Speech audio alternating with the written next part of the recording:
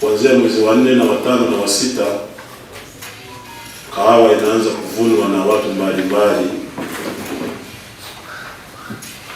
ambapo kahawa hii inakuwa haijakomaa. Kwa hiyo kama mwenyekiti wa halmashauri, kwa niaba ya baraza hili, wale wanaotusikia, kwa sababu kuna vyombo vya habari, naomba wachukue kuhusu kahawa. Kahawa ni zao bora katika wilaya yetu na taifa na mkoa kwa ujumla. Ni zao ambalo ni uti wa mgongo wa wilaya ya Karagwe, lakini uvunaji wa mapema kabla ya kahawa haijaiva au kukomaa inapunguza ubora wa zao la kahawa.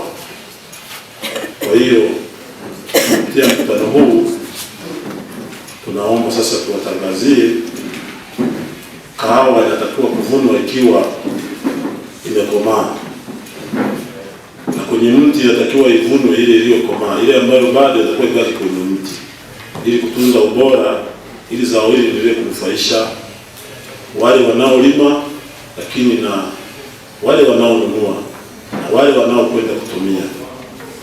Kwa hiyo imebainika watu wanaanza kuvuna kahawa mapema, lakini kuna swala la butura. Sisi hatupingi watu kuwa na shida, mtu akamkopesha kwa ajili ya kumlipa kahawa. Wale wote kwa tangazo hili walionunua kahawa kwenye jamii au watu wa kawaida, subirini zao hili likomae, liwe sawasawa, halafu uende udai kile ulichomkopesha au kumsaidia na shida. Lakini ukichukua hatua ya kwenda kuvuna shambani wewe mwenyewe kwa sababu ulimkopesha anaumwa au ana shida, yatakuwa ni matendo ya kujinai, yatakuwa ni matendo ambayo ni kama kuhujumu uchumi kwa ajili ya wananchi. Kwa hiyo rai yetu sisi madiwani ni kuambia wananchi wetu tunaowaongoza, sisi mwananchi mmoja akifungwa ni kama baraza lote limefungwa. Kwa hiyo tunatoa angalizo madalali wote wanaonunua kahawa au wale walionunua kahawa mapema au wale wanaokwenda kuvuna kahawa zao wenyewe, wavune kahawa ambazo zitakuwa zimekomaa na zimefikisha umri wa kuvuna. Tunategemea kuanzia mwezi wa 6 kahawa zitaanza kuvunwa zile ambazo zimekomaa. Kwa hiyo kamati ya ulinzi na usalama siku nyingi imejipanga. Kwa hiyo hatutaki wananchi waingie kwenye mizozo na serikali, kwa sababu zao hili ni letu sote, na wananchi tunataka wasikate tamaa kulima zao hili, kwa sababu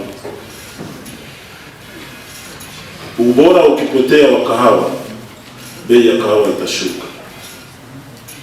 Na kahawa ikivunwa ikiwa mbichi, yule aliyenunua akienda kukoboa anakuta kahawa si bora, itakuwa ni nyeusi na ambayo haiwezi kufaa kwa matumizi ya binadamu.